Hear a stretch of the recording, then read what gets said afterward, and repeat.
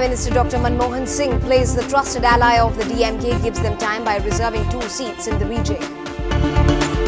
A brave M. Karunanidhi says the reshuffle is not complete yet and adds the issue of DMK ministries will be discussed in the General Council meet. So even as the big meet comes up in 11 days, the ruling party pushes theirs to the end of the month, a tactical move. Division bench of the Madras High Court says that assets of IAS officials are declarable under the RTI Act. An applicant asking for the assets declaration, the IPRs of any IAS officer by name will have to be allowed to inspect the asset declaration or even be given copies of it. The state cabinet retains the creamy layer within the ambit of the 69% reservation in the state. A government order is passed after the resolution. Actress Ranjita files a complaint against a section of the media for featuring footage allegedly of hers, but media sources deny charges. And from crooner to composer, singer Karthik dons a new role, hoping to strike the right chord with Kollywood. Aravan, Aravan, Pagayai Mudipan, Aravan Baruvan, Burunai, Vetriyai Kudipan Aravan. Welcome to the late night news on NDTV Hindu. I'm Evelyn Matthew. Let's also bring you the national stories we're tracking at this hour. In UPA2's reshuffle, 7 new faces figure. Jairam Ramesh gets promoted and hands over charge to Jayanti Natraj. Sachan's boss, former CMO Shukla, is arrested in Lucknow for financial irregularities in the handling of the National Rural Health Mission.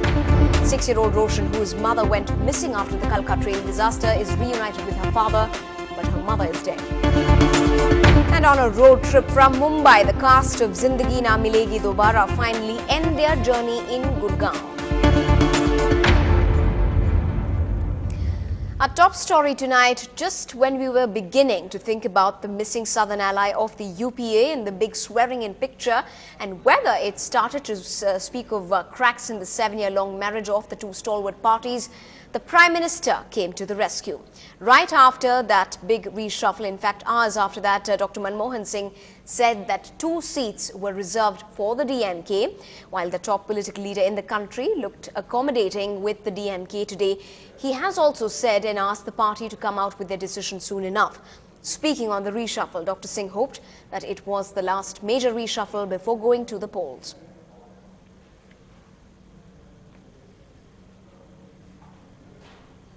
Meanwhile, back home, but in a very significant statement that came out from Gopalapuram today, the DMK patriarch looked optimistic as he said that the reshuffle was not complete yet. Here's what's been brewing between the two partners in the 7-year-long marriage. The second cabinet reshuffle in UPA2 and DMK is nowhere in the picture.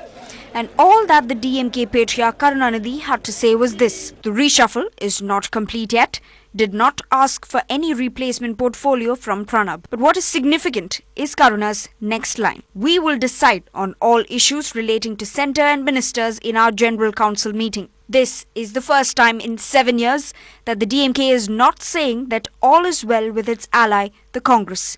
A point not lost on the Congress.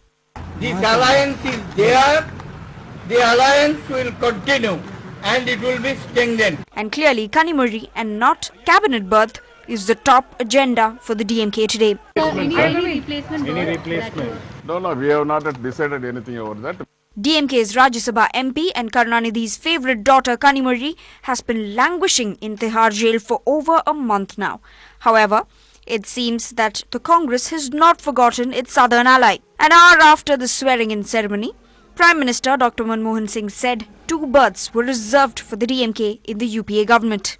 He said, and I quote, "We hope they make up their mind soon." Even the Prime Minister may have to wait a while, until July 23rd, when the DMK stand will become clearer.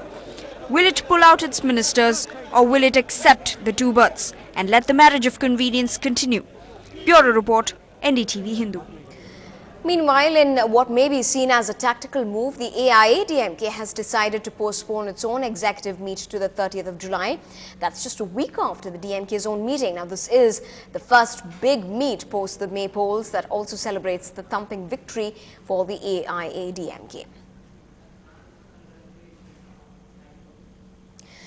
But for the moment, let's just get you some more details from that big cabinet reshuffle that took place today at the Rashtrapati Bhavan.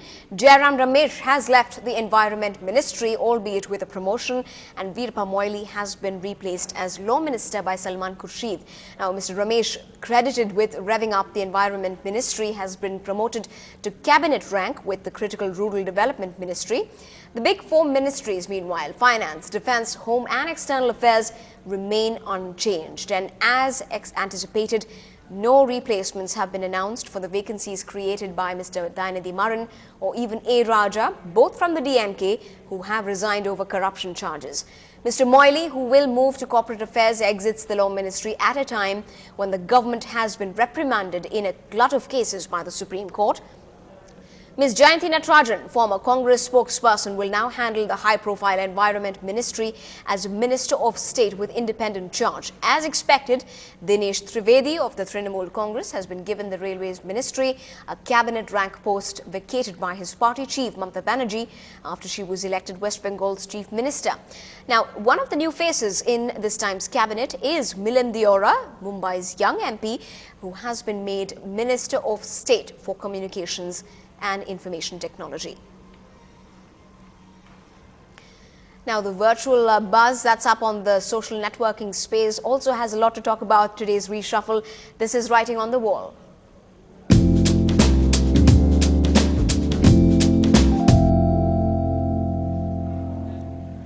Now, Siddharth V has said that instead of the mother of all reshuffles, we have a Bap Beta or father-son reshuffle, or shuffle that is.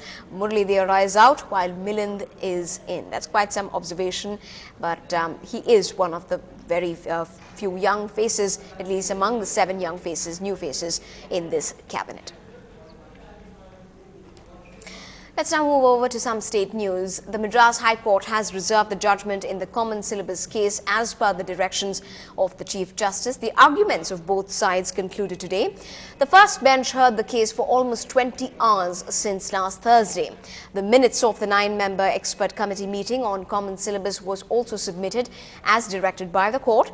The government side argued that the state government has not abandoned the uniform syllabus of education as claimed.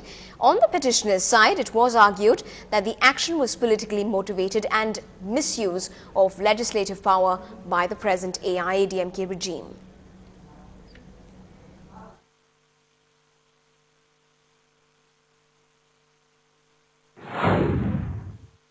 The earlier committee constituted by the DMK government has approved the syllabus as well as the textbooks on the one and the same day. It is unfair. It reveals that the committee constituted by the DMK government did not apply the mind without application of mind routinely and without knowing the contents of the syllabus and without knowing the quality of the textbook and without taking into account the welfare of the student of the Tamil Nadu. It has been approved. Moving on to some more news from the state. After judges and politicians, IAS officers are the next to be asked to exhibit transparency to the people of India. The Madras High Court passed orders today in a writ appeal filed by an RTI activist against exempting IAS officials from declaring their assets. The petitioner had declared that being government servants, these officers should have to be open as well. The current stand until now has been that the State Information Commission ruled against declaration of assets of these IAS officials. This was earlier upheld by a single judge of the Madras High Court, but now comes against that particular order. Now, the details is the appellant Madhav V. Madhav had asked for information on the assets details declared under the government service conduct rules, which every IAS officer is supposed to declare, and it is kept in a sealed cover. He had asked for those details vis-a-vis 10 IAS officers from the Tamil Nadu cadre. Now, it was denied to him by the public information officer on grounds that it is covered under some secrecy clause under section 81J of the Right to Information Act. Now, he went on appeal, and finally the Information Commission also held that non-disclosure is legally fine. Now, we actually filed a writ petition against the Information Commission's order, and the writ petition was dismissed, against which there was a writ appeal. And today, division bench consisting of Justice D. Murugesan and Justice K.K. Sasidharan ordered that information pertaining to assets by IAS officers has to be disclosed under the Right to Information Act, and that, keeping in view a whole lot of Supreme Court judgments on the right to information and transparency in governance, the division bench today said, set aside whatever was dismissed, the dismissal order by the single judge, and held that this information has to be disclosed, and said that an applicant asking for the assets declaration, the IPRs of any IAS officer by name, will have to be allowed to inspect the asset declaration or even be given copies of it, even though they are in a sealed cover, in the interest of transparency and in the interest of democracy. Now, NDTV-Hindu also went over to some of the IAS officers in power now. The Development Commissioner of the Tamil Nadu government, for one, welcomed the move. When someone like us is in public service, and whatever we do will have to be quite open to the public. In my 30 years of experience, I certainly find that there is a very increasing tendencies on the part of the bureaucrats to accumulate wealth. That is very much there. Accumulate wealth beyond their means.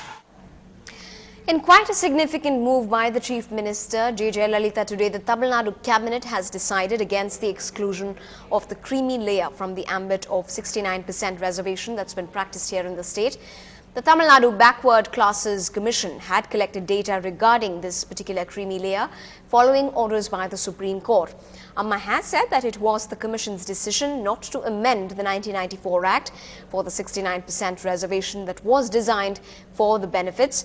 A government order has been passed for this cabinet resolution. Now, in a move to improve the living conditions of the Dalit students at the government-run hostels across the state, Amma has generously decided it is time to give the students their right to clean, uncomfortable accommodation away from their homes. Now, ordering an allocation to the tune of 76.33 crore rupees to the 1,059 Dalit student hostels, Jayalalitha has kept up with her promise that she had mentioned in her election manifesto. In fact, NDTV-Hindu reported on the poor living conditions at these hostels. But today's development comes as a final sign of relief, as Amma had ordered a review that was after assuming office earlier in May, and reiterated that these funds would go towards maintenance and infrastructure. Up ahead on the bulletin, a district collector errs and even owns up by pleading an apology with the Madras High Court. More from that remarkable story when we come back.